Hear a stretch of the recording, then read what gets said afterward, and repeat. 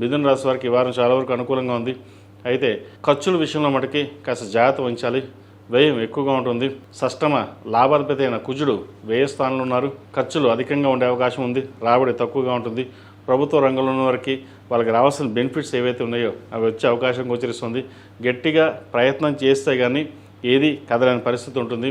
మనం ఎంత ప్రయత్నాలు చేసినప్పటికీ అది అలాగే ఉంది అనే నిరుత్సాహపరమైన వాతావరణం ఉంటుంది. కానీ నిరుత్సాహాన్ని కోల్పోకుండా మీరు తీసుకున్న నిర్ణయాలు, సంకల్ప బలం ఏదైతే ఉందో చక్కగా ప్రయత్నం చేయండి. అన్ని విధాలుగా బాగుంటుంది. సహోదరు మధ్య స్థిరాస్తులకు సంబంధించిన విషయాలలో ఇబ్బందులు ఉండే అవకాశం లేకపోలేదు. వాటి విషయంలో జాగ్రత్త వహించాలి. ఎప్పుడో స్థిరాస్తి కొనుగోలు చేసిన విలువ పెరగడం, దానిని కాస్త అమ్మేసి స్థిరాస్తులు మరింతగా వృద్ధి చేసుకోవాలి. పిల్లల భవిష్యత్తు కోసం, వాళ్ళ చదువుల కోసం జాగ్రత్తగా ఖర్చు చేయాలి అన్న ఆలోచన ఎక్కువగా ఉంటుంది. ఏదైనా సరే మీరు నిర్ణయాలు తీసుకునేటప్పుడు జీవిత భాగస్వామి సలహాలు, సూచనలు ఒకరికొకరు మాట్లాడుకున్న తర్వాత ముందుకు వెళ్ళండి. 10 మంది ఫ్రెండ్స్ ఎవరో చెప్పారని చెప్పేసి వాటి విషయంలో కాకుండా మీరు సొంతంగా నిర్ణయాలు, భాగస్వామి నిర్ణయంతో ఏకీభవించుకుని ఒకరినొకరు అర్థం చేసుకుని ఒక మాట మీద ముందుకు వెళ్ళండి. భవిష్యత్తు బాగుంటుంది. ఫినాన్స్ పరంగా మంచి స్టెబిలిటీ అనేది ఏర్పడుతుంది. అదేవిధంగా ప్రభుత్వ రంగంలో ఉన్న వారికి మీకు రావాల్సిన బెనిఫిట్స్ కానీ లేదా ఉద్యోగం కానీ వచ్చే అవకాశాలు గోచరిస్తుంది. ప్రైవేట్ పరంగా నూతన ఉద్యోగ ప్రయత్నాలు ఏవైతే చేస్తున్నారో అది కొంతకాలం ఆగి ముందుకు వెళ్ళడం చెప్పదగినది. ఎందుకంటే ఉన్న ఉద్యోగంలో స్థిరత్వం కోసం చేసే ప్రయత్నాలు కలిసి వస్తాయి.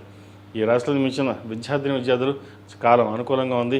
సప్తమ దశమాధిపతి అయిన గురువు ద్వితీయ స్థానంలో ఉన్నారు. చక్కగా మంచి విద్యారంగానికి సంబంధించిన భవిష్యత్తు ప్రణాళిక చేసే ఏవైతే కార్యక్రమాలు ఉన్నాయో ఆ దిగ్విజయంగా పూర్తవుతుంది. ఈ విదేశాల కోసం ఏదైనా కార్యక్రమం తలపెడితే ఆ దిగ్విజయంగా పని పూర్తవుతుంది. గురుగ్రహం అనుగ్రహం వల్ల ఏదైనా సాధించగలం. గురువు మనకు అనుగ్రహం బాగుంది, చక్కగా మన పని మనం చేసుకుందాం అనే ఆలోచన ఎక్కువగా ఉంటుంది. కాబట్టి చక్కగా ప్రయత్నాలు ప్రారంభించండి, బాగుంది. అదేవిధంగా ఈ రాశిలో జన్మించిన స్త్రీలకు చాలా వరకు అనుకూలంగానే ఉంది. చెప్పుకోదగ్గ స్థాయిలో ఇబ్బందులు ఏమీ ఉండవు. అయితే మాతృ సంబంధించిన ఆరోగ్య విషయంలో కొన్ని జాగ్రత్త వహించాలి. వాటి విషయంలో తప్ప ఇతరత విషయాలు అన్నీ బాగున్నాయి. అదేవిధంగా ఆకస్మిక ప్రయాణాలు కొన్ని చేయవలసి ఉంటుంది. వాటి విషయంలో జాగ్రత్త వహించండి. అదేవిధంగా ఏదో ఒక తెలియని మనోవేదన వెంటాడుతుంటుంది. అన్నీ బాగున్నాయి కదా, ఎందుకు ఇలా జరుగుతుందో అనుకుంటారు. ఎటువంటి ఇబ్బంది లేదు. మీ పని మీరు ప్రారంభించండి.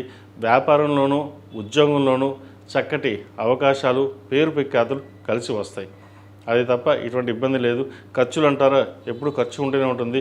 రూపాయికి 2 రూపాయలు మీరు ఖర్చు పెడతారు, వెనకాడరు. మనం బాగుండాలి, 10 మందికి బాగుండాలి అన్న ఆలోచనతో చేసే ఏదైతే కార్యక్రమం ఉందో అది నెరవేరుతుంది.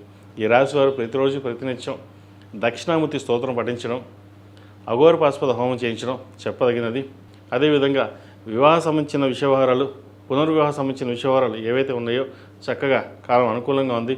మంచి సంబంధం కుదిరే అవకాశాలు గ్రహాలు గోచరిస్తుంది. ఈ రాశిలో జన్మించిన వారికి కలిసి వచ్చే సంఖ్య 2, కలిసి వచ్చే రంగు ఆకుపచ్చ.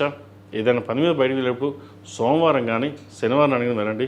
మంచి ఫలితాలు సంప్రాప్తిస్తాయి. ఈ పూజస్టోర్.in పసుపు కుంకుమ నుంచి దేవతా విగ్రహాల దాకా అన్ని రకాల పూజలు, వ్రతాలు, గృహప్రవేశం, హోమాది శుభకార్యాలకు కావాల్సిన పూజా సామాగ్రి అంతా ఒక్కొక్క క్లిక్ తోనే మీ ఇంటి వద్దనే పొందండి. ఈ పూజస్టోర్.in